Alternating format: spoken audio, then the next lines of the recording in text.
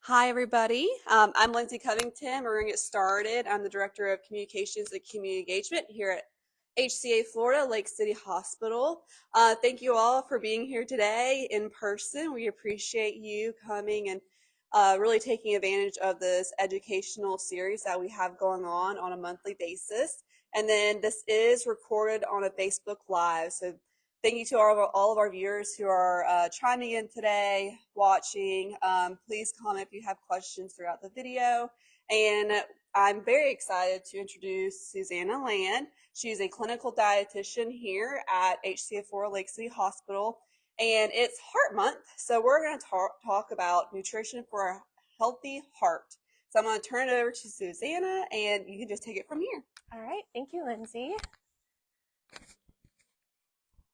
All right, welcome everybody. I'm so glad to see you all here today, and hi to everyone on Facebook Live. For those of you who don't know me, I'm Susannah Land. I am a registered dietitian, and I work here at HCA Lake City Hospital.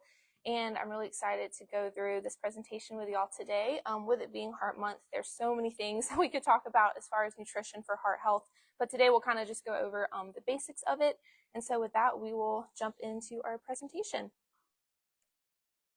All right, so first I just have some disclosures. I have no financial disclosures to report. The only one I have is that I am actually employed by a company called Sodexo. They are a company that employs all of our food and nutrition staff here, and so I'm employed by them, but I am the dietitian assigned to this account with HCA.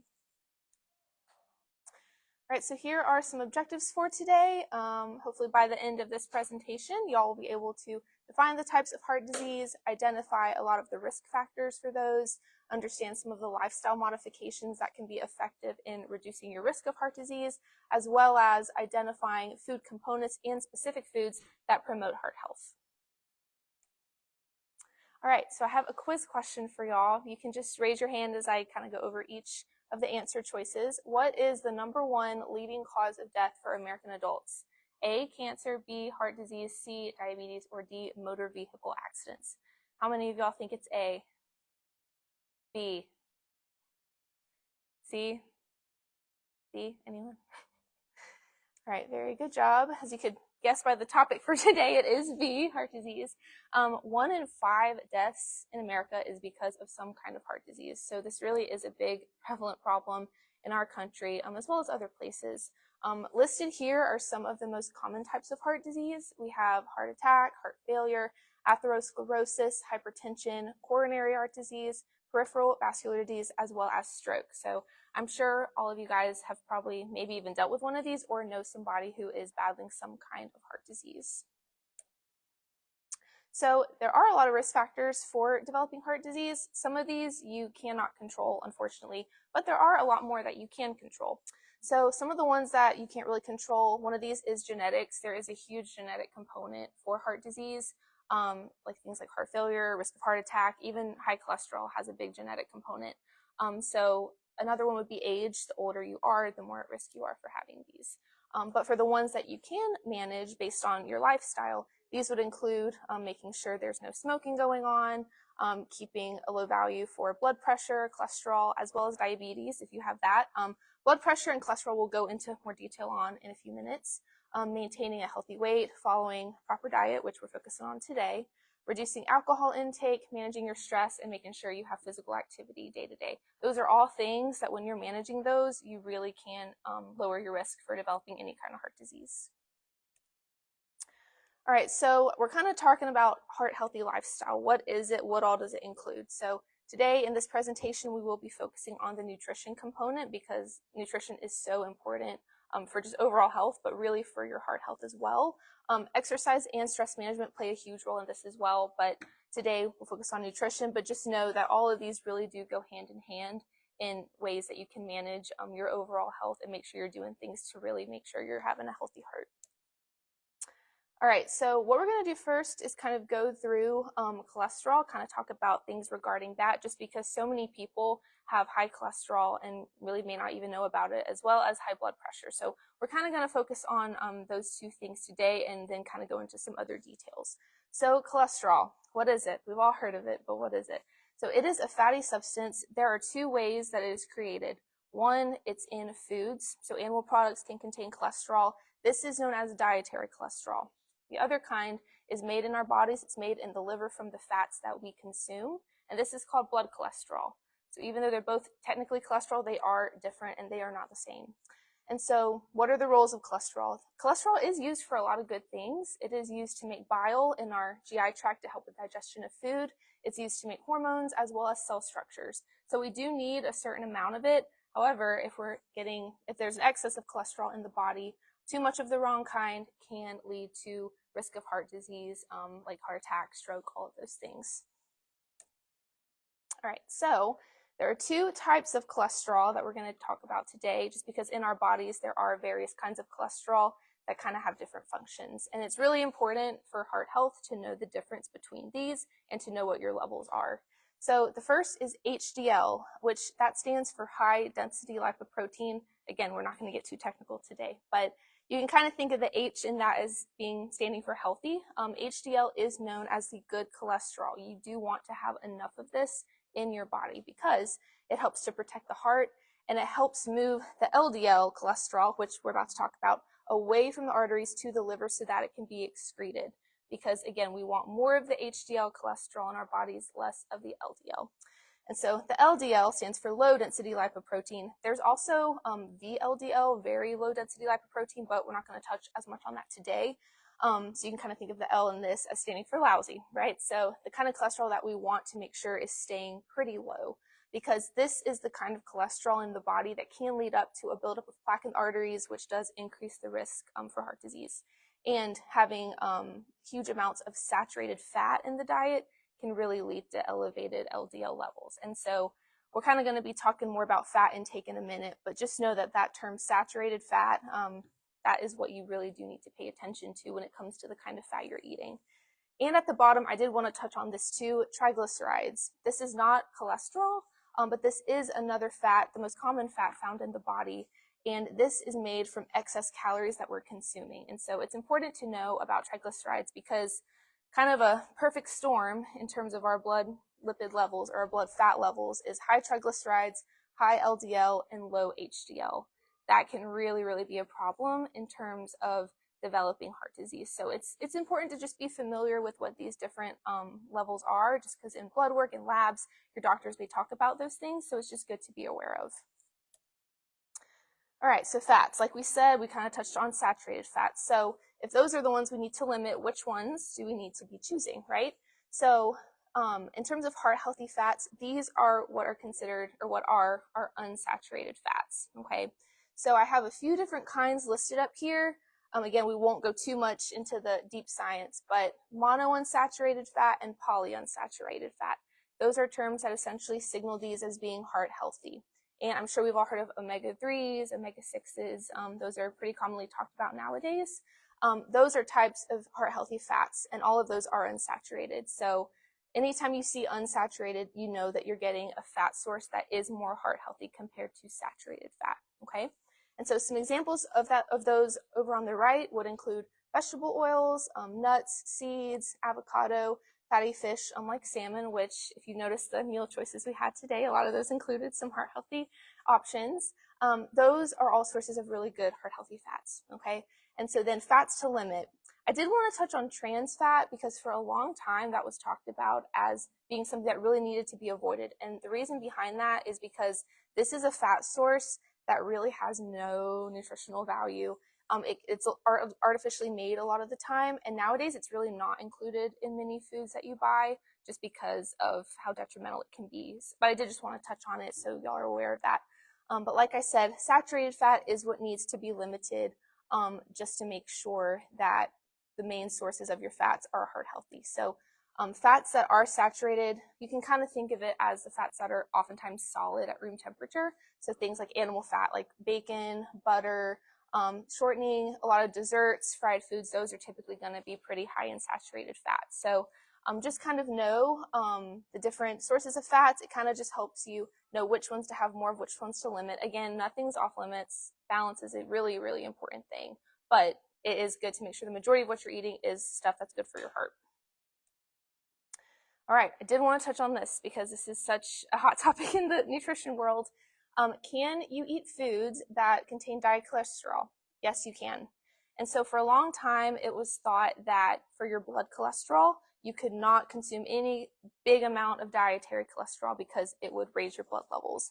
But a lot of nutrition research that's come out recently has actually shown that dietary cholesterol intake alone isn't really going to impact those levels too much. It's much more important to worry about the saturated fat intake, because we do know that that intake, if it's high, it will directly affect your blood cholesterol levels. And so eggs are something that people really try to limit a lot of the times because of their slightly higher cholesterol content. However, eggs can definitely be part of a healthy diet, a heart healthy diet, if you're really just paying attention to your overall fat intake and really maintaining intake of those saturated fats and not going too high with those. So I did just want to clarify on that. All right, so kind of going off of the unsaturated fats, I did want to kind of touch on the two types of the omega fatty acids, so omega-3s and omega-6s. So omega-3s are a type of polyunsaturated fat, like I said before, and they have a lot of health benefits overall, but a lot of health benefits for your heart specifically. So they can help reduce the risk of heart disease and stroke because they help to lower those triglycerides, which we mentioned, as well as raise the good cholesterol, the HDL. So it kind of works two different ways in the body, but both are really good. So some really good food sources. Again, some of these we mentioned before, but I did just want to go over them again just for the omega-3 content. Would include fatty fish like salmon, tuna, things like that. Flax seeds, chia seeds, a lot of nuts, walnuts especially, have really good levels of omega-3s. Things like edamame and avocado, those are good sources as well. So it's definitely helpful to try to get a good amount of those foods in your diet if you can. And then what about omega-6s? And a lot of foods that are high in omega-6s include seed oils. That is another kind of trigger thing in the nutrition world right now too, just because there's a lot of hearsay that you shouldn't be having seed oils at all. They're really bad for you in terms of inflammation.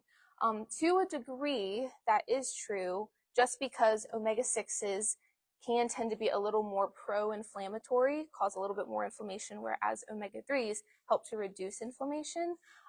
But omega-6s are still an unsaturated fat. They still are nutritious. Your body still can do a lot with them.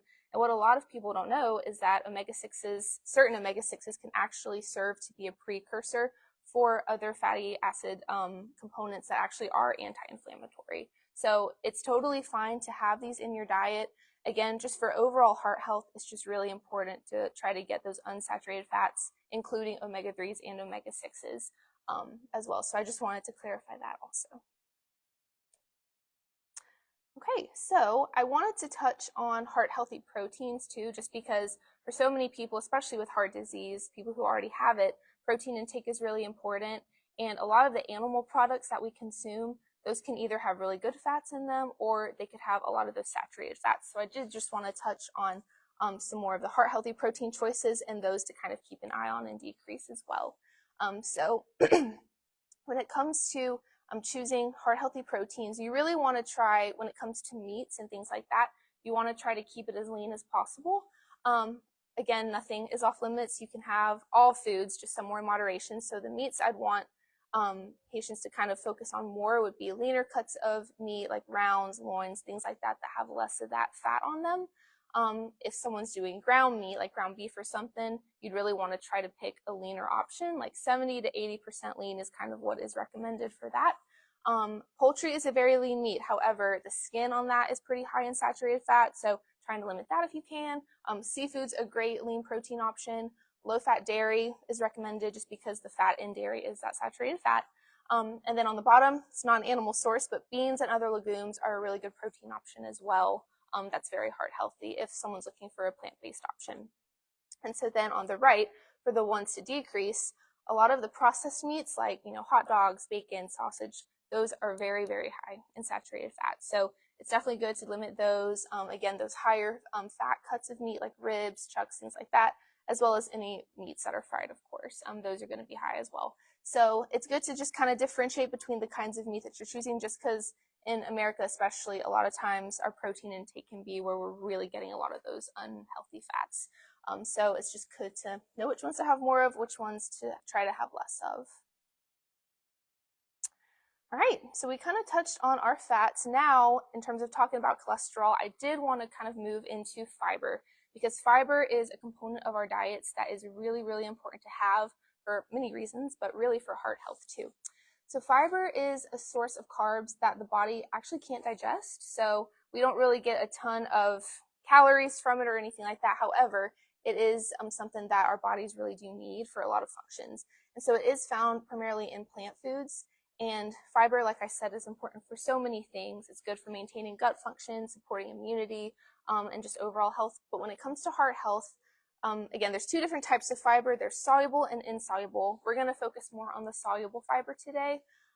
This is a type of fiber that when it goes into your GI tract, it is soluble in water, right? So it forms a gel in the stomach that really helps to slow digestion. And what happens when it does this is that it can help to reduce LDL, which is the cholesterol we don't want. It reduces those levels in the blood, helps to kind of get rid and prevent us from absorbing as much when we're eating any sort of saturated fat that's getting broken down, and it's excreted in our feces. So it has a ton of functions just to support overall heart health and to really support healthy cholesterol levels. So it's really important that we're getting enough fiber in our diets. So how do we do that? I just wanted to throw up some of the higher sources of soluble fiber. A lot of these y'all may already be getting in your diets, but I just want to touch on the foods in each category that do tend to be higher in soluble fiber. So again, like I said, those plant foods are where you're going to get a lot of that. So up top we have vegetables, things like Brussels sprouts, carrots, winter squash, broccoli, asparagus. Those are all really good sources of soluble fiber. Fruits, if you kind of think of anything with a skin, so like apples, pears, anything like that's going to have some good soluble fiber in it. Also citrus, berries, things like that.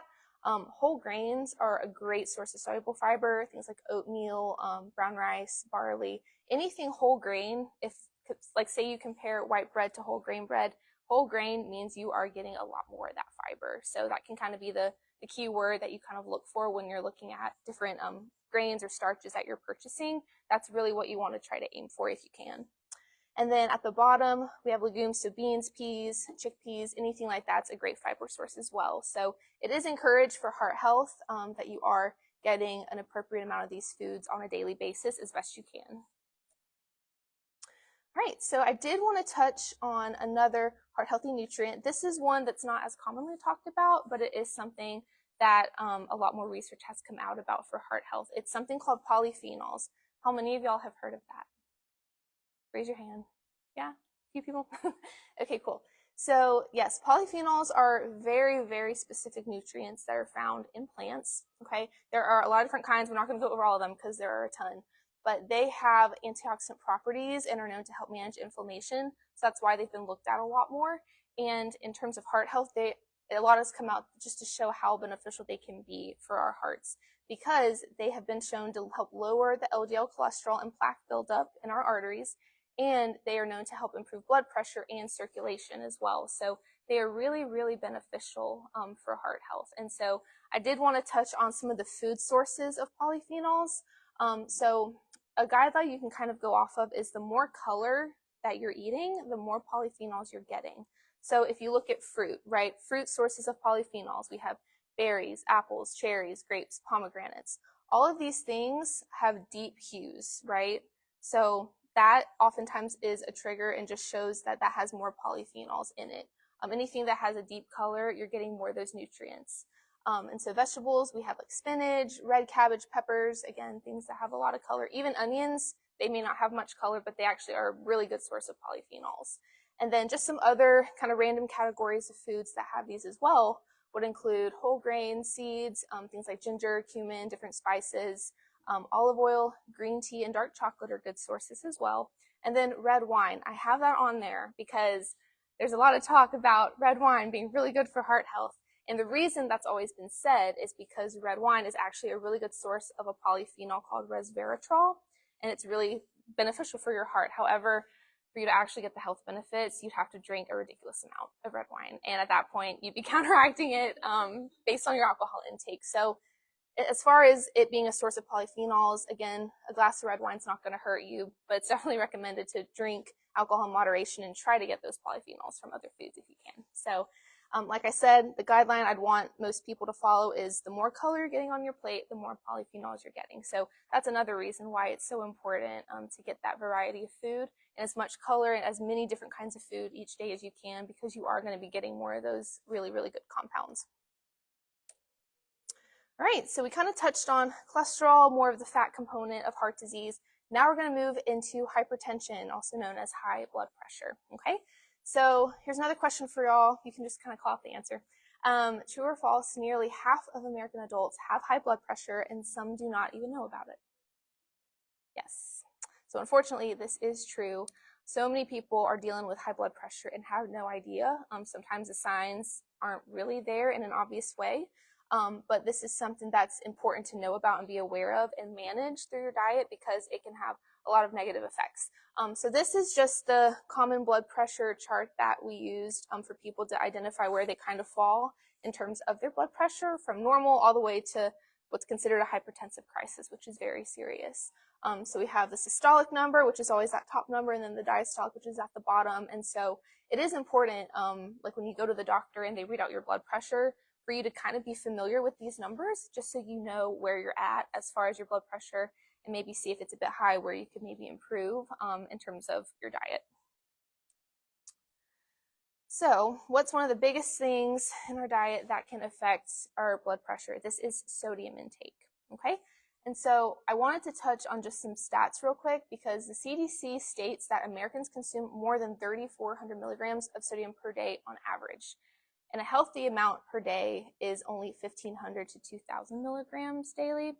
And so you can see that most of us are consuming way more sodium than we need. And if you're very healthy, this might not be as big of a problem. But if you have slightly elevated blood pressure, this could really turn into a major problem. So high sodium intake is the biggest contributor to hypertension. And again, there's other factors too for people, again, like with fluid intake, people who do have more serious conditions like heart failure and things like that. But even for someone with slightly elevated blood pressure, too much sodium intake can be a huge problem. And so we'll kind of go over ways to limit sodium in our diet, but I did just want to touch on just some broader categories of high sodium foods. A lot of our sodium intake does come from more processed foods, for lack of a better term, things that are store-bought, things like frozen meals, going to restaurants and ordering out. Just because those dishes tend to be very high in sodium. A lot of those things that's probably your best bet for where a lot of your sodium is going to be coming from. And again, a lot of foods, even fruits and vegetables, contain some amount of natural sodium that's just occurring.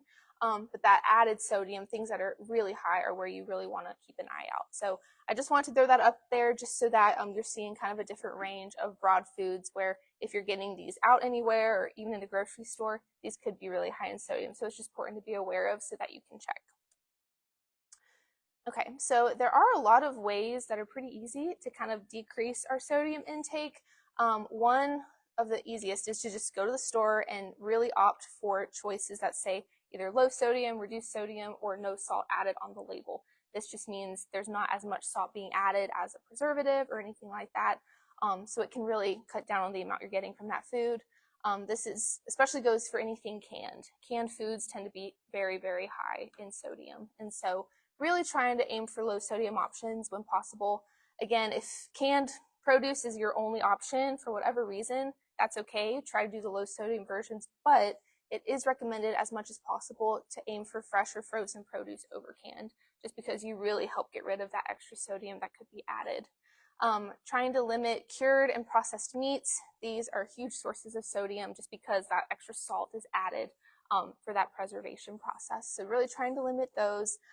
Like I mentioned, when eating out, you do have to be more careful just because you might be getting a lot of sodium in what's considered one serving. So most restaurants nowadays will provide the nutrition info to you if you're wanting it. So that way you could look at that and just see, okay, in this, how much sodium am I getting? Is there a lower sodium option? That sounds good to me. That's a really good way to just keep tabs on your sodium intake. One of the biggest ways people go overboard with sodium intake is shaking on all the salt on their food. Because 1 teaspoon of table salt, which is not very much, is 2,000 milligrams of sodium. That's your daily limit. That's not much.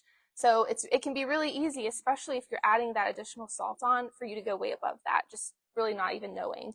So as much as possible, trying to eliminate adding additional salt during a meal. Adding just a little bit during cooking shouldn't do too much. However, you do still want to keep an eye on that, but especially when you're sitting down at a meal, really not trying to sprinkle on all that extra salt. And then instead of doing the salt, trying different herbs, spices, even things like lemon juice, vinegar, those are all strategies that can really help add more flavor to your food without using salt. And there's other, salt-free seasoning blends like Mrs. Dash, things like that, that you can use as well that are pretty popular. So kind of going off of that, these are just some examples of salt-free seasoning recipes that work well for a lot of people, just different blends of different herbs and spices. We have a mixed herb blend, an Italian blend, a taco blend. Again, y'all will be getting these slides, so you'll get to take all this home. But these are just examples of how much variety there can be when you take away some salt and really put together other ingredients to get that flavor. Patients oftentimes will be surprised when I talk to them about this and they try it and it's really, really good. So I just wanted to throw these up there so that if any of y'all want to try these out at home, you can. Okay, so we've talked about our fat intake, our saturated fat intake, our sodium intake. And so where this can kind of get tricky is when you're looking at food labels. It can be daunting when you go to the store and you feel like you have to examine every food label you get just to monitor these things, right? So I did want to go over how to kind of go through a food label and really keep an eye out for those heart healthy words and really see, what levels of things you're getting. So if we look up here on the left, we have the serving size for the food, we have the calories, and then on the right over here in the purple, those are the percent daily values for each nutrient, right?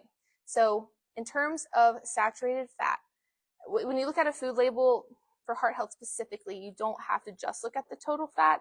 I would want you to look more at the saturated fat because that's really what we do want to limit, right? So for saturated fat and for sodium, you really want the daily value percentage to be 5% or less, okay? Because that just helps for over a day period to really limit the amounts you're getting and just keep them at bay, okay? So that's recommended for that. And then for things like fiber, vitamins, minerals, ideally, you'd want the daily value to be 10% or higher because we want a lot of fiber in the diet, a lot of vitamins, a lot of things like that. So that's kind of how you could go about as a guideline using that to really make sure you're watching that saturated fat and sodium intake specifically. Okay, so now that we talked about that, we'll kind of go through an example of comparing two similar but different food products and going through the food labels just to kind of practice this, okay? So we have a pack of Uncle Ben's Ready Rice. This is the roasted chicken flavor, okay? And so we look over at the food label, and if you look, you can see one serving is one pouch, which is about 370 calories. If you look at the total fat, it's about 6 grams, but then you look at the saturated fat, it's only 1 gram, which is right there at that 5% daily value. So we're doing okay with the saturated fat. But then you go to the sodium, 670 milligrams, 29% of the daily value. So that is way higher than that 5% that we're wanting, right? So that's why it's really important to look at these food labels because in one serving, you may be getting way more than is appropriate. And then again, fiber is about 2 grams, protein 8 grams. So we're doing pretty good with saturated fat here. However, this would be considered a high sodium food. Another guideline you can kind of go by is if anything is over 300 milligrams of sodium per serving, this is considered a pretty high sodium food. So with this being 670, that's a lot higher than we'd want for someone at risk of heart disease. All right, so now let's compare to this version. So this is the same kind of ready rice, but this is a whole grain brown rice. So again, we look, one pouch is about 360 calories. As a serving size, that's about the same.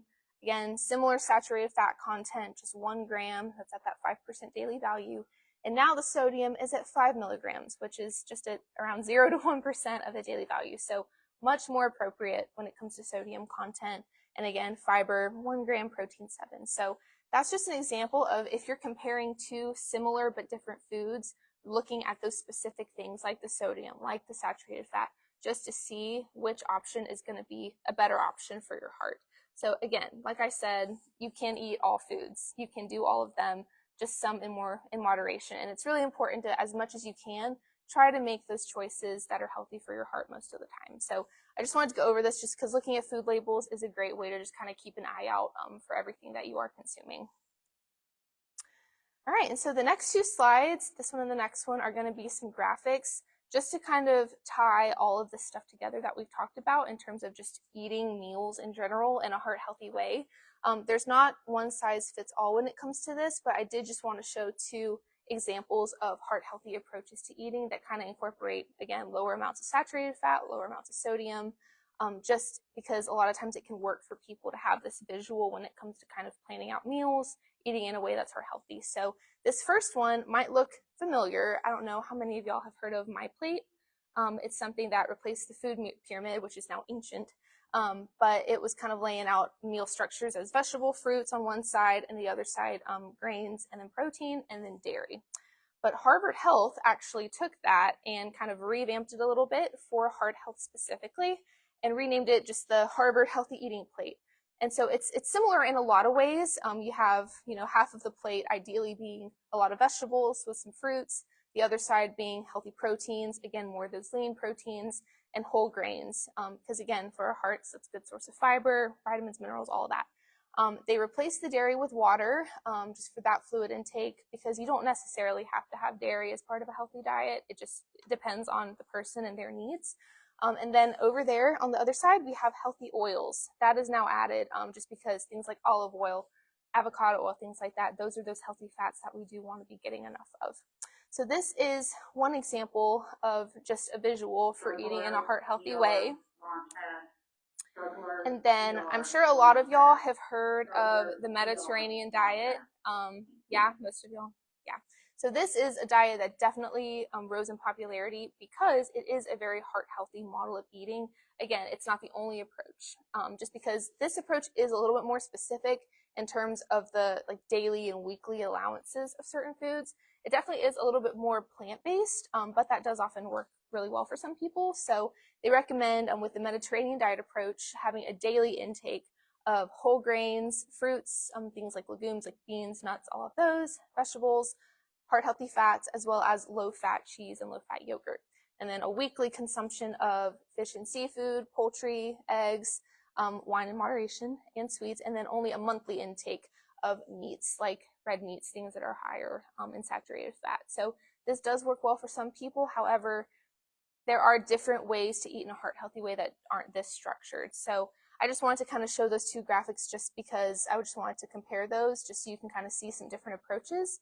But overall, the biggest thing that you can kind of see and take away is that it's really important to be eating a variety of foods, eat in a balanced way where you're getting all those food groups, getting those healthy fats, and not eating a huge amount of sodium additionally.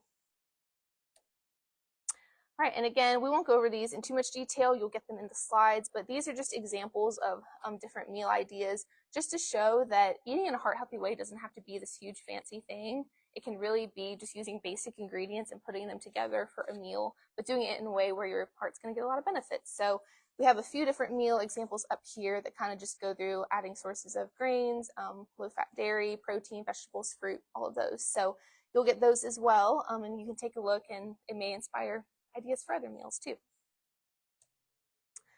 All right, and I did want to touch on physical activity as well. Again, I'm a dietitian. I'm not a physical therapist or a trainer or anything like that. So, but I still did want to touch on this because physical activity is so important for heart health as well. So how much activity do we need? There are different recs. However, this is the general one that's been given. It would be recommended for 150 minutes per week of moderate intensity aerobic exercise, or 75 minutes per week of vigorous aerobic activity, or a combination of both, because different things work for different people. And then there can be a variety of activity added, like strength training, doing different fitness classes, like things like hiking, even just walking is good cardio for you. So it's just recommended for people at risk of heart disease just to try to get that physical activity where you can, because it is really good for heart health. All right, so I know we went over a lot of information, and a lot of this could seem very overwhelming because there are so many components of our eating and our nutrition that can affect heart health. But even just making small changes at first, even if it's one thing that you're focusing on, that can play a huge part in improving your heart health slowly, but it's going to improve it. So again, there's many factors that do play a role in heart health. You really just want to focus on the factors that you can control, kind of look at how you're eating, after learning all this information, kind of see where you can maybe make some of those small adjustments. Because again, even if they're small changes, they can still be really impactful for helping your heart be healthier and for just living a healthier life. All right, these are my references. And I'll thank y'all for being here, and I'll take any questions if anybody has them. Okay. Okay, so we have a Facebook Live question from Lauren, and we appreciate Lauren reaching out and asking this question. So it says, Susannah, if we have a family history of cardiovascular disease, do we still have to be careful with what we eat? So I would say yes. Even if you don't have any kind of full-blown cardiac disease yet, with any kind of family history, you still, to a degree, want to make sure you are eating in a way that promotes heart health because you are still at risk, right, for developing those things. So yeah, I would say, again, even if it's in small ways, still trying to eat in a way that is heart healthy. It doesn't have to be super strict or anything, but still trying to be as nutritious as you can and kind of focus on your saturated fat intake, sodium, things like that, because a lot of those things are recommended just for overall health too. So yeah, I would say it probably is still important to focus on those things now.